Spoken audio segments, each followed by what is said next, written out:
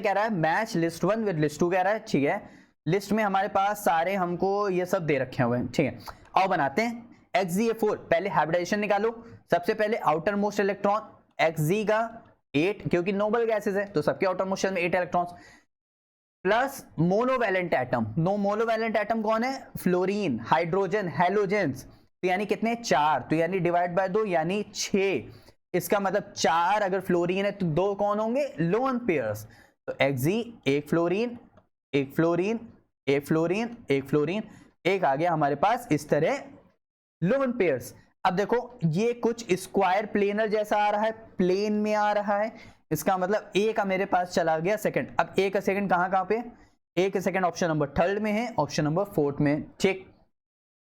SF4, okay. अच्छा मान लेते हैं मुझे SF4 का नहीं आता था, लेकिन मुझे अमोनियम आयन का तो बहुत अच्छे से आता है यार। कैसे? मान लेते हैं अमोनिया, अमोनिया का स्ट्रक्चर कैसे होता है? इस तरह H, H और H ऐसे होता है, ठीक है।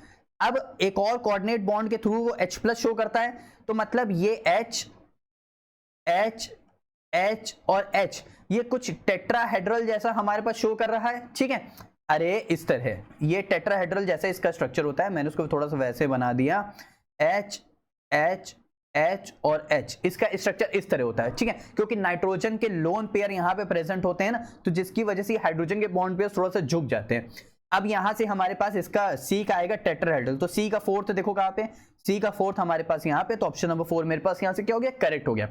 अब BF3 का मॉलिक्यूल, BF3 का जो मॉलिक्यूल्स होता है BF3, तो अरे BRF3, सॉरी BRF3, ठीक है। अब यहां से ब्रोमीन 7 इलेक्ट्रॉन्स, फ्लोरीन 3 इलेक्ट्रॉन्स, यानी हो गया मेरे पास 10, यानी हो गया 5। तो ये रहा Br। अब यहां पे रहेगा फ्लोरीन, यहां पे रहेगा फ्लोरीन, यहां पे रहेगा फ्लोरीन। यहां से क्या होता है? इसके लोन पेयर्स होते हैं, क्योंकि 5 है ना, 3 बॉन्ड बना रहा तो 2 लोन पेयर्स। तो लोन पेयर के रिपल्शन की वजह से ये बॉन्ड थोड़ा सा झुक जाते हैं, इसीलिए ये थोड़ा सा बेंट टी शेप्ड होता है, ठीक है। अब समझ आए? अब बात करते हैं SF4 की। S यानी हमारे पास इसके वैलेंस शेल में 6 इलेक्ट्रॉन्स प्लस फ्लोरीन 4 इलेक्ट्रॉन्स, तो हमारे पास यहां से कितना हो जाएगा? 10 इलेक्ट्रॉन्स, यानी 5 हो जाएगा भाई। देखो SF4, ठीक है, 5 हो जाएगा। अब 5 से यहां पे क्या होता है? हमारे पास एक S रहेगा, लेकिन कितने? 4। तो इस तरह एक F, एक F, एक F, एक F और यहां पे आ जाएगा लोन पेयर। अब देखो तुमने सीसॉ देखा है ना, तो एक इस तरह लगा होता है, इस तरह लगा होता है, यहाँ पे एक बच्चा बैठा होता है, यहाँ पे एक बच्चा बैठा होता है, तो ये बस वही चीज है, थोड़ा सा सीसॉ शेप जैसा हो जाता है। तो यानी मेरे पास यहां से हमको हाइब्रिडेशन निकालना आया, यहां से हमको आया, तो यानी SF4 का चला जाएगा सीसॉ, NH4 का चला जाएगा यहाँ पे, और Br का चला जाएगा बेंट टी शेप, यानी ऑप्शन नंबर 4 मेरे पास यहां से क्या हो जाएगा बच्चों? करेक्ट हो जाएगा।